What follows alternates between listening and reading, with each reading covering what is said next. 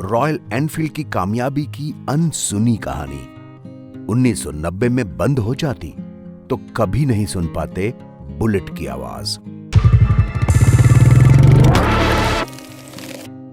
आवाज कानों में पड़ते ही जहन में उसकी पहचान खुद ब खुद दस्तक दे जाती है। दीदार के लिए निगाहें दूर तक चली जाती हैं। बुलेट, रॉयल एनफील्ड बुलेट, इसकी सवारी की ख्वाहिश रखने वाला हर शख्स के मुंह से ये लाइनें तो निकलती ही हैं। इसके चाहने वाले कहते ही हैं, बाइक हो तो बुलेट जैसी, वरना पैदल ही चल लो। शायद बुलेट को देखकर हम में से ज्यादातर लोगों के दिल में यही आवाज आती है। आज रॉयल एनफील्ड की ये बाइक्स रोड के साथ साथ लोगों के दिमाग में भी बुलेट की तरह दौड़ रही हैं। एक समय था जब बुलेट की पेरेंट कंपनी इसे बंद कर देना चाहती थी, लेकिन एक शख्स ने इसे फिर से शान की सवारी बनाने का बीड़ा उठाया और ऐसा कर दिखाया। रॉयल एनफील्ड की बाइक्स आज लोगों के दिलों पर राज करती है। रॉयल एनफील्ड की बाइक्स 1949 से इंडिया में बिक रही हैं। भारतीय सरकार ने 1954 में पाकिस्तान बॉर्डर पर पुलिस कर्मियों और आर्मी की पेट्रोलिंग ड्यूटी के लिए 800 मोटरसाइकिल्स का ऑर्डर दिया था। यह ऑर्डर ब्रिटेन की एनफील्ड साइकिल कंपनी को बुलेट 350 के लिए दिया गया था। उस जमाने का सबसे बड़ा बल्क ऑर्डर यही था। इन बाइक्स को कंपनी के रेडिच प्लांट में तैयार किया जाना था। सही मायने में इंडिया में बुलेट का सफर यहां से शुरू हुआ।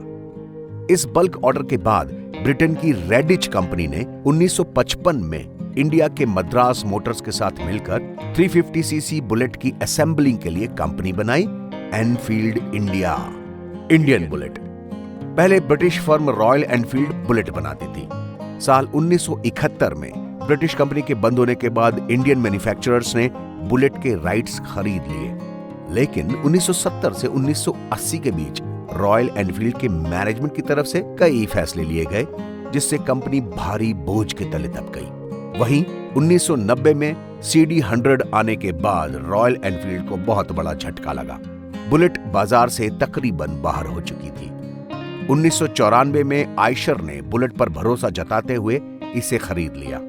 साल 2000 में आयशर ग्रुप को घाटा हुआ। ग्रुप के सीनियर एग्जीक्यूटिव्स की राय में रॉयल एनफील्ड को बेचना या बंद करना सही फैसला था।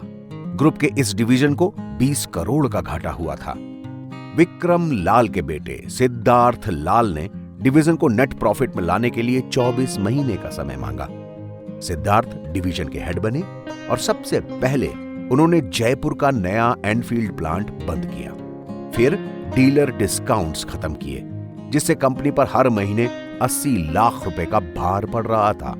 सिद्धार्थ लाल ने कुछ साल पहले कहा था, डू और डाई डेडलाइन के चलते मुझे ये कड़े फैसले लेने पड़े। उस समय सिद्धार्थ लाल और उनकी टीम ने पाया कि मोटरसाइकिल का मतलब है लंबी दूरी को एंजॉय करना। सिद्धार्थ ने तय किया कि दूसरे मार्केट या सेगमेंट में उतरने से अच्छा है मौजूदा ब्रांड को ही मजबूत किया जाए। सिद्धार्थ ने उस समय कहा कि इन बाइक्स का कोई मार्केट न भी हो तो भी हम इसे ही आगे बढ़ाएंगे, भले ही हमें मार्केट खड़ा करने में 10 साल और लग जाएं। सिद्धार्थ ने शहर के 18 से 35 साल के युवाओं को टारगेट किया और साल 2001 में 350 सीसी बुलेट इलेक्ट्रा उतारी। इसे कई कलर्स और इलेक्ट्रॉनिक इग्निशन के साथ लॉन्च किया गया। इसकी मार्केटिंग यंग मोटरसाइकिल के तौर पर की गई। 2002 में उतारी थंडरबर्ड। इलेक्ट्रा से मिली कामयाबी के बाद 2002 में कंपनी ने थंडरबर्ड पेश की। इसे सीरियस मोटरसाइकिलिंग सेगमेंट के लिए लाया गया। ब्रेक्स और गियर की पोजीशनिंग नॉर्मल मोटरसाइकिल की ही तरह थी। पहले बुलेट के ब्रेक दाएं ओर और गियर्स बाएं ओर थे। इनमें कुछ बदलाव किए गए और फिर 2002 से सफर चल पड़ा। कंपनी मुनाफे में पहुंची और एक के बाद एक भारतीय बाजार में रॉयल एनफील्ड की नई बाइक्स आती गईं।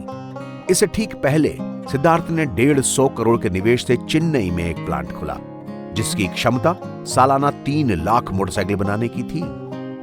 सिद्धार्थ ने रिटेल आउटलेट्स और मार्केटिंग पर भी ध्यान दिया। उन्होंने ऐसे आउटलेट्स खोले जहां बाइक खरीदने वालों को बेहतर एक्सपीरियंस दिया जा सके। रॉयल एनफील्ड बाइकर्स के लिए अलग अलग राइड भी ऑर्गेनाइज की गई। 2012 में कंपनी की 81,464 बाइक्स बिकी, जबकि 2013 के दौरान 1,23,018 यानी कि 51% की ग्रोथ हुई। रॉयल एनफील्ड ने 2018 में अब तक 3,54,740 यूनिट्स बेच दी हैं। यह पिछले साल के मुकाबले बहुत ज्यादा थी। सिद्धार्थ लाल ने कहा, कंपटीशन से मैं परेशान नहीं होता। हमने ही 250 सीसी मोटरसाइकिल का मार्केट बनाया है। आगे देखते हैं क्या होता है।